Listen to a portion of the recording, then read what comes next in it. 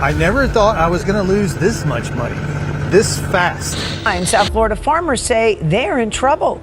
Crops are rotting on the vine, and they're blaming the ongoing trade wars and immigration change. Any steel coming into the United States is going to have a 25% tariff. The American tariffs, the new tariffs on steel and aluminum, are unlawful, unjustified, and illogical. I agree with the member. There were no sirens, no headlines, and certainly no farewell speeches.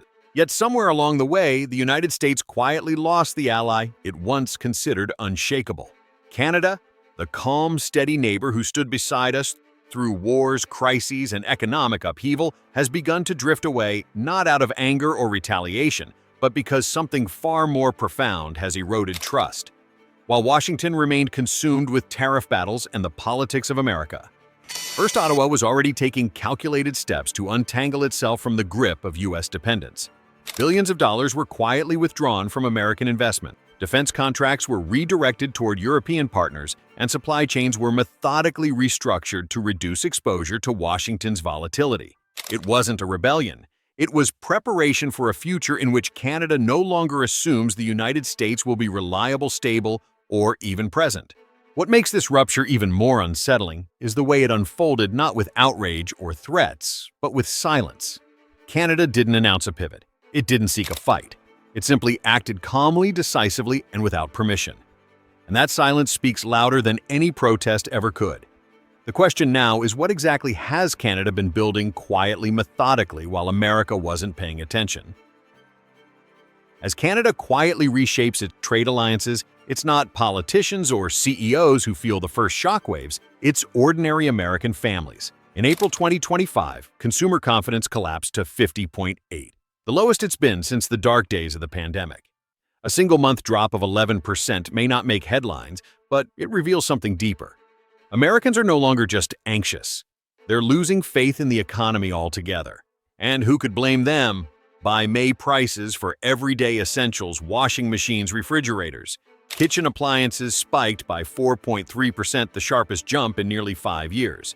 A machine that cost $900 just months ago is now pushing past $1,000. And for a working-class family already juggling rent, healthcare, and gas, that difference hits hard. It doesn't end in the laundry room.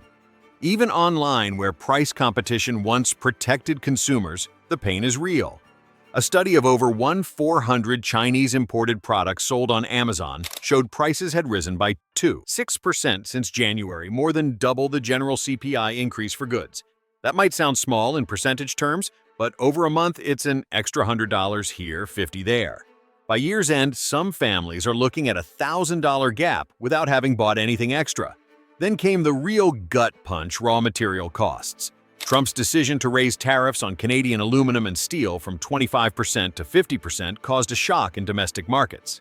Aluminum prices shot up by 54%, steel rose 7 to 8%, and nearly overnight the backbone of American manufacturing grew heavier and more expensive. Car prices surged as a result. A $30,000 vehicle might now cost you $400 to $500 to $6,000 more. That's not a luxury tax. That's the difference between owning a car and giving up on the idea of one altogether. And even simple pleasures are slipping away.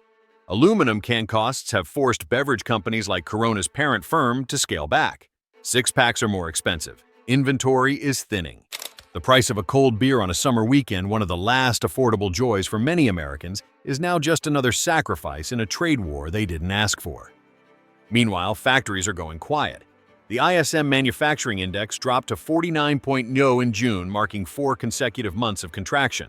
New orders are slowing, operating costs are climbing, and behind closed doors, plant managers are preparing for what comes next: layoffs. This isn't just economic turbulence. It's a slow-motion squeeze that's leaving families with less security, fewer options, and rising resentment. And maybe that's the most painful part of all. Because while politicians in Washington boast about protecting American jobs and industry, it's the American worker, the truck driver, the factory technician, the single mother stocking her fridge who ends up carrying the cost. So we have to ask, in trying so hard to win the trade war, did we forget who we were supposed to be fighting for? In early 2025, the fragile trade relationship between the US and Canada shattered, not with a diplomatic breakdown, but with a tariff. The Trump administration, doubling down on its protectionist playbook, reimposed a 25% tariff on Canadian steel and aluminum. The justification to defend American industry. But for Canada, this wasn't just another policy shift, it was the final straw in a long, unsteady relationship. Within days, Ottawa struck back with countermeasures, setting off a fresh trade war between two of the world's closest economic partners. It wasn't the first time tariffs had entered the conversation, but this time something was different. The tone coming out of Washington had grown colder, more unilateral, and unmistakably dismissive of long-standing alliances. Canada, once patient and cooperative, now responded with action instead of words. Steel exports from Canada to the U.S. plummeted. While the flow didn't completely stop, the shift was undeniable. Exporters who had depended on U.S. buyers for decades began pivoting toward Europe and Asia markets that didn't threaten them with unpredictable penalties or public humiliation. Factories in Ontario and Quebec, once tightly integrated with American supply chains, began realigning their logistics. Some businesses rewrote contracts to favor EU buyers. Others negotiated new shipping routes toward South Korea, Vietnam, and Germany. Canada wasn't waiting for the U.S. to change its mind. It was adapting to a new world without it. And as Canada moved on, it wasn't just about economics, it was about principle. The message was clear: trade based on threats is not trade based on trust. For years, the U.S. had assumed that proximity and history would keep Canada tethered. But now, Trump's aggressive stance had created the opposite effect. It gave Canada something it hadn't had in decades, a reason to look elsewhere. What began as a tariff dispute quickly evolved into a structural divorce. Quiet, methodical, and irreversible. And here's the irony. The harder Washington pushed to control the relationship, the faster Canada learned to live without it. In a quiet but decisive move, Prime Minister Mark Carney announced that Canada would reach its NATO defense spending target of 2% of GDP by the end of the fiscal year, 5 years ahead of schedule. But more striking than the numbers was the message: Canada was reducing its dependence on the United States.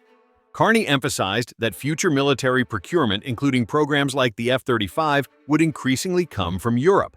This wasn't just about diversifying suppliers, it was about shifting alliances. While Washington remained distracted by domestic battles, Ottawa was building new bridges. Canada began formal talks with the EU on a bilateral defense framework, potentially the first of its kind between Europe and North America, without U.S. involvement. For decades, America assumed Canada's loyalty came naturally. But this pivot showed otherwise. Canada is no longer waiting. It's redefining its security strategy on its own terms and with new partners. The breakup may be quiet, but it's already underway. Canada never held a press conference to declare a break from the United States. It didn't need to. Its actions spoke louder. By increasing defense spending, diversifying supply chains, and forging new defense ties with Europe, Canada has stepped into a posture the world hasn't seen before: confident, self-reliant, and no longer quietly following America's lead. This wasn't just a reaction to tariffs or politics, it was a psychological shift. For decades, Canada accepted its role as a junior partner in the North American alliance.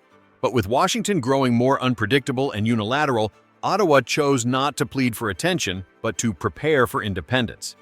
Ironically, it was Trump's America First doctrine, designed to assert dominance, that triggered the opposite response. Instead of rallying allies, it drove them to rethink their own autonomy. Now, it's not just Canada. European leaders are reassessing their dependencies.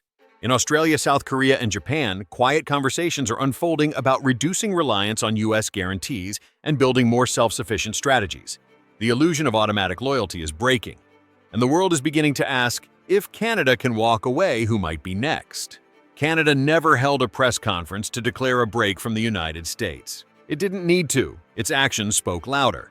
By increasing defense spending, diversifying supply chains, and forging new partnerships with Europe, Canada has stepped into a posture the world hasn't seen before: confident, self-reliant, and no longer quietly following America's lead. This wasn't just a reaction to tariffs or political rhetoric. It was a psychological shift, a quiet decision to stop waiting for Washington to act responsibly and to start preparing for a world where it might not. Ironically, it was Trump's America First doctrine meant to reassert U.S. dominance that sparked a reverse effect. Instead of rallying allies, it drove them to reconsider the relationship altogether. Now, Canada's pivot is being closely watched, and it's not alone.